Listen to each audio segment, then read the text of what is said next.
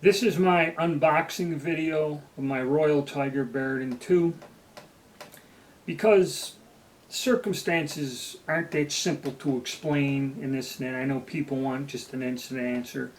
I had to get into improvements with the Royal Tiger Company and buying antiques, which is a little bit different classification. That is in the video that I have posted before explaining the purchase and customer service of Royal Tiger. Now we're going to do the unboxing. I'll show you the improvements in the unboxing, and I will tie cards in all of this. So this is the intro to this. This is my unboxing video. So enjoy. Alright, one thing everybody was critical about was the packaging. In other words, the box. They said they were flimsy. The boxes showed up all tore up with bolt handles sticking out and everything. This time around was not the case. They must have seen my video. This box is a lot sturdier. It's heavier cardboard. It's taped up and in a lot better condition. It arrived fairly well. You know, there's some crinkles in it, but still, it's not like the one the Carcanos came in. Okay, it had a bolt handle sticking out and everything else. So they did do a better job in packaging the gun this time around.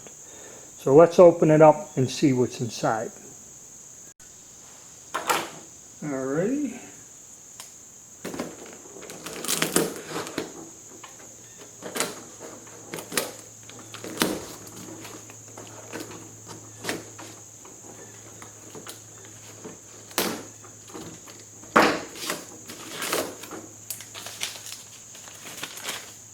Okay.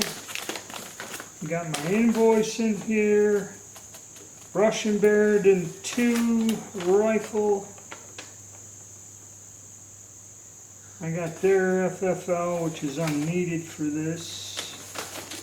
So,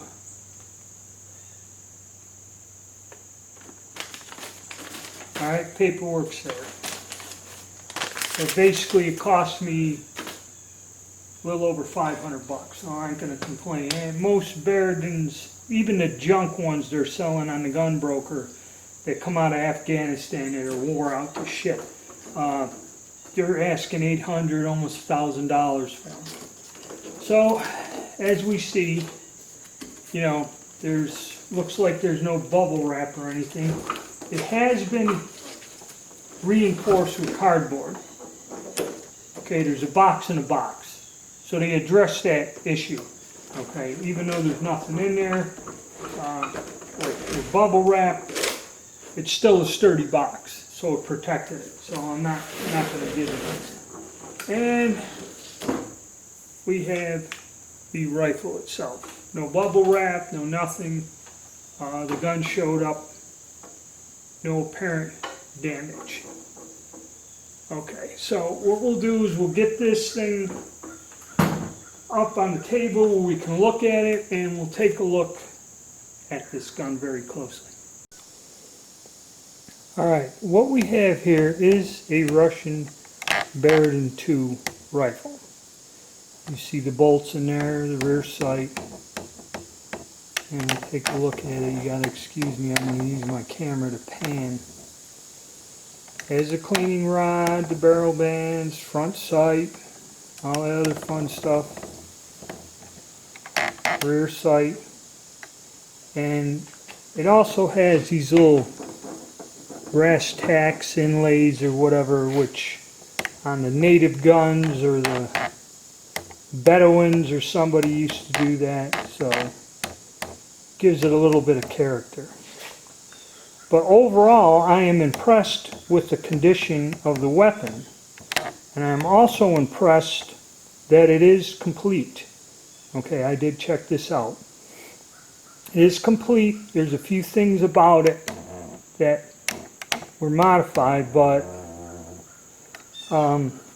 it is an older Russian Berdan rifle in complete condition that I got. Like I said, most of these, you see ones in worse shape that they're asking $800–900 for on the gun broker. Alright, I'm going to try something different here. like I was trying to describe, it is a complete gun.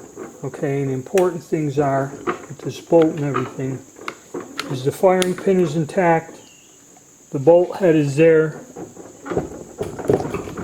and the extractor is present in there, along with the bolt head, all the bolt parts.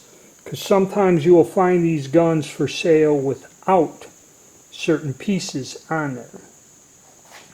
Now it has that Middle Eastern Bedouin brass tack stuff in there, which just, the gun is from Ethiopia, so it's right. Now, as with Hobo Factory, they did not like the slings for some reason, and they drilled a hole in here, probably tied a piece of rope to make a sling mounting point. The sling mounting point, which should be here on a rifle, is missing. Okay, and I believe this barrel band has been repaired and is welded. There should be a screw in that in there. That's been modified, and I believe the other sling point should be in this, kind of like 91, the early 91s. It should have a sling mounted there, which there's remnants of some kind of leather or rope or something where they mounted a sling. So yeah, and there's another hole drilled in there, which some kind of thing, they must have had something tied on there. But the cleaning rod's intact, you know, or should I say the cleaning rod is present. Some people are saying that it's not on theirs. So other than for this somewhat weird sling modification and some extra holes drilled in there, not too bad. Nose cap's there. The stock itself is in fairly good condition. No major cracks that I can observe, you know, or anything like that. Let's move it around and double check that before I get ahead of myself here. Look at from the comb. I believe those are primers. They drove out the primers and hammered them into the stock. Why, I don't know. Kills, so there's a little bit, maybe a crack down in the tang. That's where most people are finding on these older guns any problems, is down in this wrist area and by the tang. But like I said, the bolt does not match the serial number of the barrel, but it is complete. And as we look, we have, oh come on, you were focusing. We have our Russian markings. Okay, we have actually got a whole bunch of markings.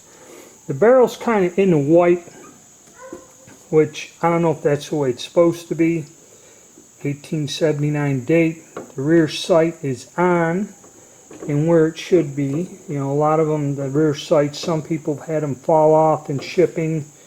I don't know. See, there's the original Russian serial number. But to my surprise and my delight, this has Ethiopian markings, which I think brass tarred 7.62 on his Gra rifle has that too, which this is, I guess, the property mark of the king or queen, that whenever these guns came in, that's what, I believe that's what he said it was. I have to do more research, but this gun is Ethiopian marked. Hobo Factories is not, because right in this area is where the Russian scroll of the manufacturer should be, and it is gone. Okay. I do have another version we can look at and compare side by side here. But there's our barrel band, okay, which is some welded up piece of thing there to hold the gun together. It's like a homemade job, which is no big deal. There's a little retaining screw that supposedly should keep it from flying up.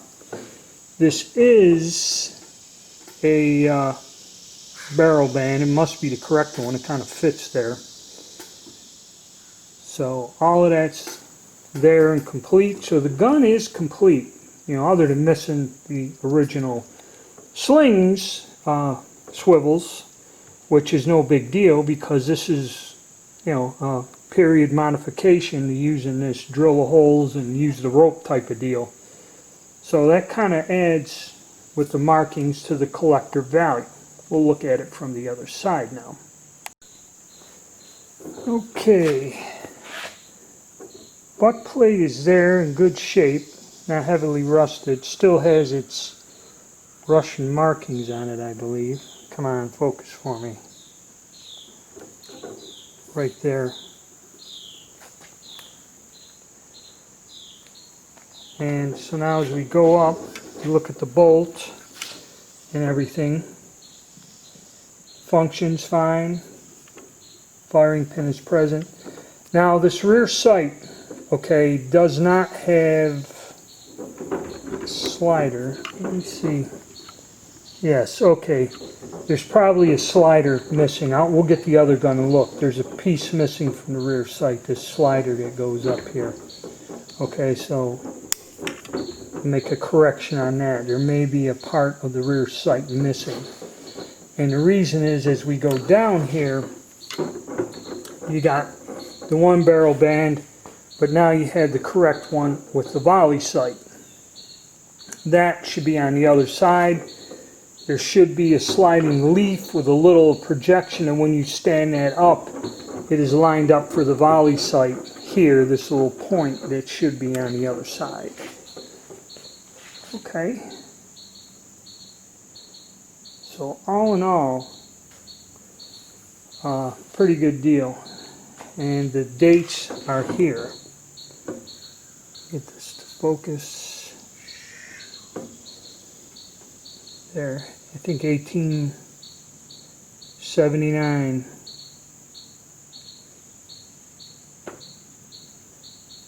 But now some people have said it looks like the gun was wire brushed.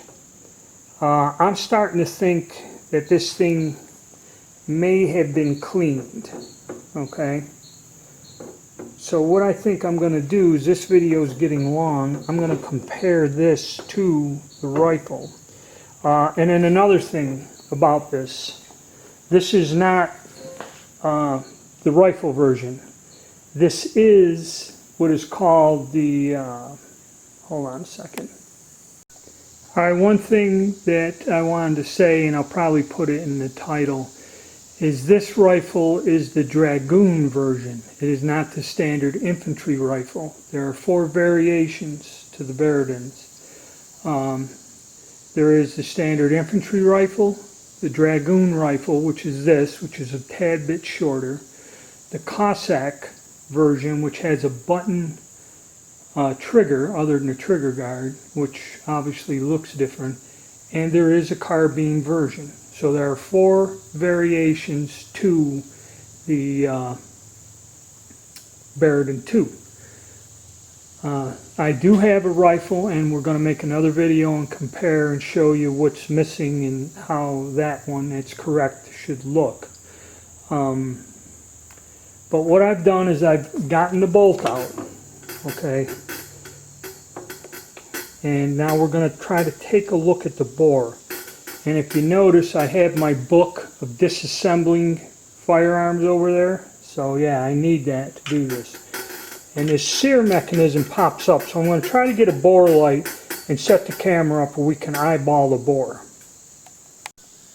Okay, I'm going to have to get the camera at these weird angles because the light will kind of blind you. But if you can see, there is rifling. The bore's got that dark black crust to it, but the rifling is pretty sound in there. Okay, so I'm extremely pleased with the rifling. This gun is shootable. I will be able to shoot this rifle at one point in time. Okay, and it's all got that dark black. That's from the black powder ammo. The gun was shot and that just ate away. The end of the muzzle probably has to be redone. but all in all, I'm fairly happy with the condition. So we got our Royal Tiger rifle unboxed and took a look at it. So my conclusions on what we got. I'm kind of re-editing and redoing this video over. Okay, first things first. I ended up with a Dragoon model. Okay, that's what the barreled action is, Dragoon. I don't know if a Dragoon has a volley sight on it. So what I got is a Dragoon with these decorative primer things on there, which is kind of cool in a way. I got a Dragoon rifle fitted to a full-length rifle stock. And how do I know that?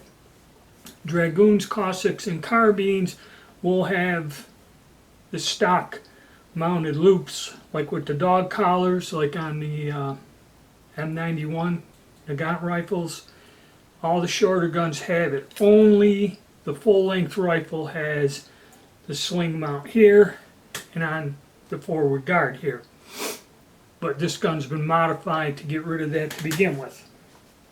So, I have an original Dragoon that's been fitted, and I kind of knew that when I disassemble it. In the next video you'll see this nose cap and that, and where it is on the stock has got a mismatch, and it's not supposed to be there. So what they did is took a rifle stock, shortened it, put the nose cap, put it back together, which is fine with me, okay, for what I paid for this. The bore on this looks good.